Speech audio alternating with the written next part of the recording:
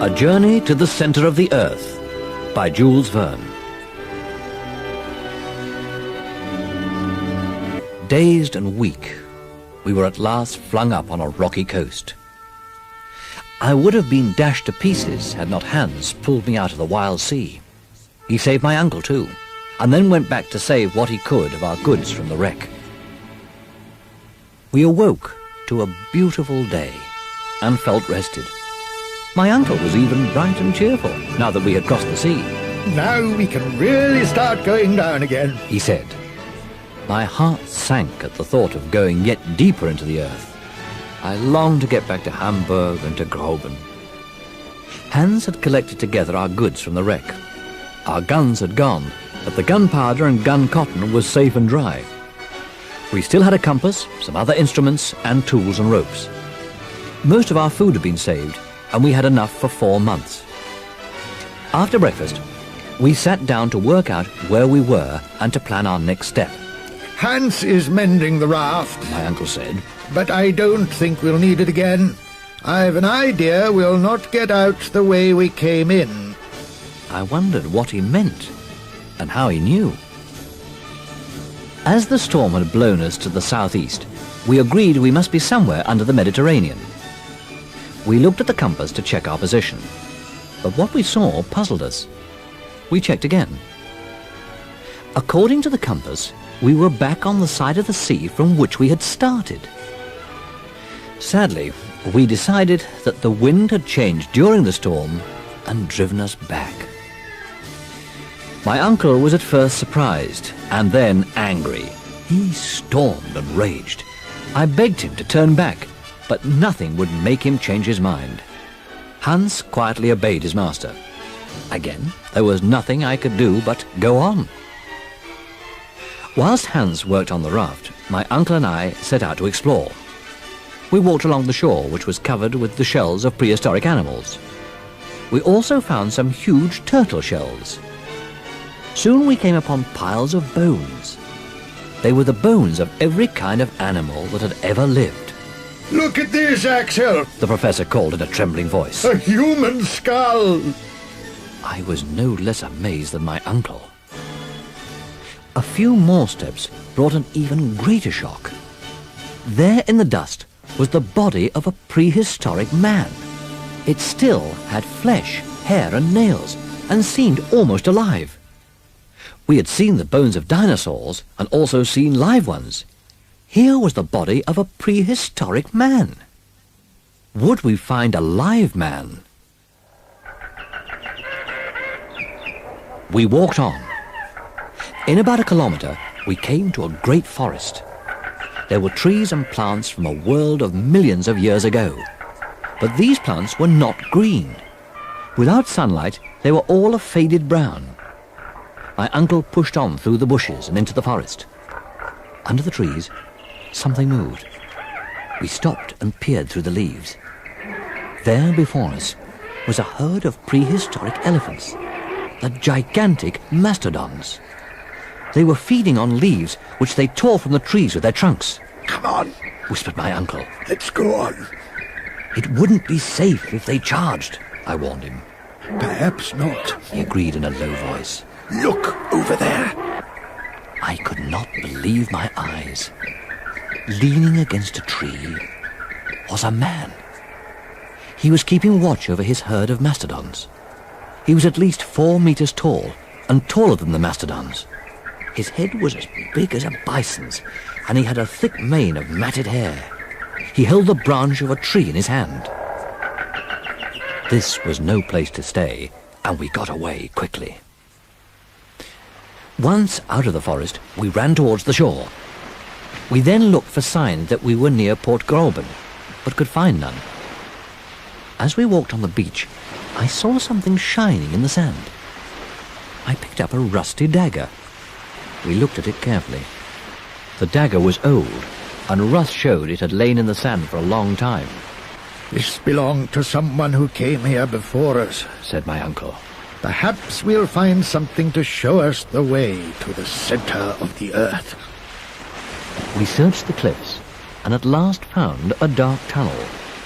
By the entrance, scratched into the rock, were runic signs. A.S. Ansaknusum. Shouted my uncle. Once more we knew we were on the right path. I can't explain how we travelled north, my uncle said. I was sure we were going southeast, but here we are in the right place. That's all that matters. We went back to Hans. Together we sailed the raft along the coast until we reached Arnsaknusum's tunnel. We went ashore. I was keen to explore the passage, and when my uncle lit his electric lamp, I led the way. The opening led straight into the tunnel, but in a short distance we found our way blocked by a huge rock. "How did Saknussemm get through?" I asked angrily. "This rock must have fallen since he was here," my uncle replied.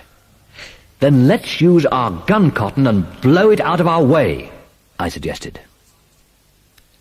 Hans got his pickaxe and made a hole in the rock. He packed it with gun cotton. Then my uncle and I made a fuse using damp gunpowder in a linen tube. By midnight, all was ready. We were awake and ready early the next morning. We decided that I would light the fuse and then join the others on the raft. While the fuse burned, we would push out with the raft so that when the explosion came, we would be away from danger.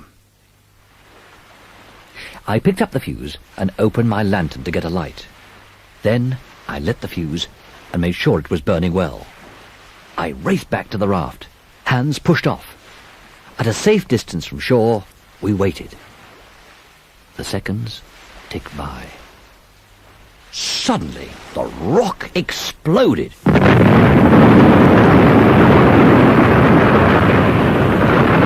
We stared into a bottomless pit. The sea swelled into a great wave, and the raft tossed madly. We were thrown to the deck, and there was no light. In the darkness, the roar of water filled my ears. We had blown up a rock which blocked the entrance to a pit leading down to the center of the earth. Now that the rock had gone, the sea could rush in, carrying us with it. We were rushing on roaring water down into the earth. We clung to one another and to the raft.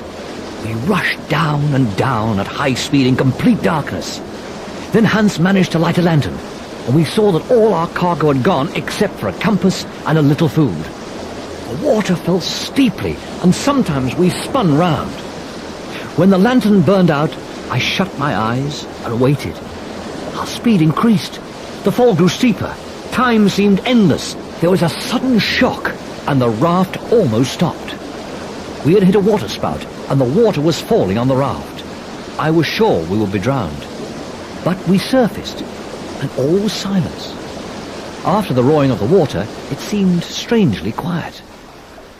"We're going up!" called my uncle. Hans lit a torch. We were rising on the water in a narrow shaft. Escape seemed impossible. As the water rose, the heat grew greater. Soon the water below us was boiling. The walls of the shaft were burning hot. In the light of the torch, I thought I saw the rocks move. There was a loud explosion.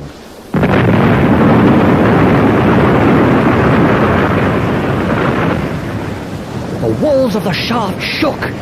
In terror, I looked at my uncle. To my surprise, he was calm.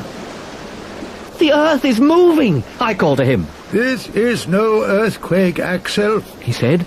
"We're in the chimney of an erupting volcano. This is the best thing that could have happened to us. We will be carried up to the surface."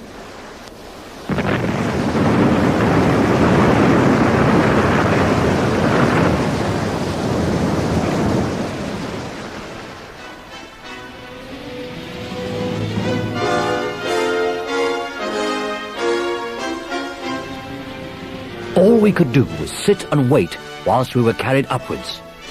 Below the water were burning rocks. If we ever reached the surface, the rocks would be hurled out in a red-hot explosion. Towards morning, the air grew hotter and our speed increased. I saw tunnels into the walls of the shaft. Smoke and flames poured from them. Our raft floated on red-hot lava. The heat was terrible. The raft whirled round in a shower of hot ash. Flames sprang up all around us. It seemed all must be lost. I fainted.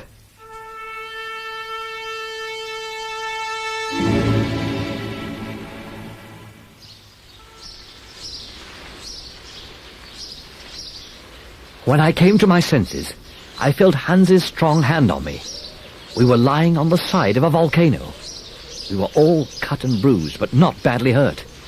I could not believe that we were lying in the sun on the surface of the earth. "Where can we be?" I asked.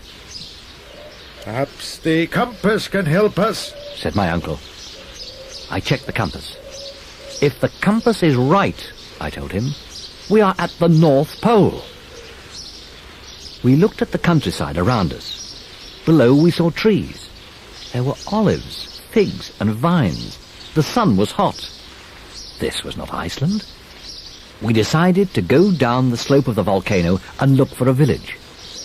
We were tired and dirty and our clothes were in rags. We found a stream and gladly cooled ourselves and drank thirstily. A small boy saw us and started to run away, but Hans caught him. My uncle spoke to the boy in German and French, but he did not answer. Then, in answer to a question in Italian, the boy replied, "Stromboli." We were on Stromboli in the Mediterranean Sea. We had travelled from the volcano in Iceland to Stromboli in the Mediterranean. What a journey we had made through the earth.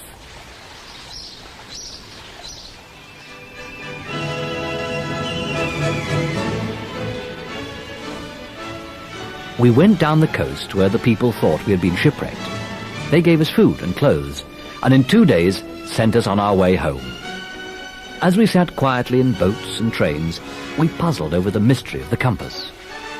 But all this was forgotten when we reached Hamburg. Groben was overjoyed to see us. The news of our strange journey had spread through the country. Soon it spread through the world. Great scientists came to talk with the famous Professor Littenbrock and his assistant.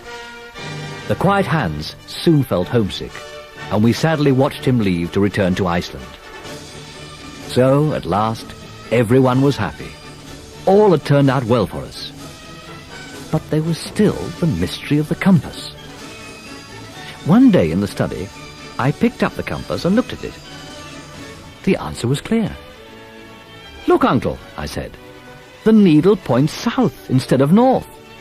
That fireball in the storm magnetized all the iron. It changed the poles of the compass. It made it point south, not north."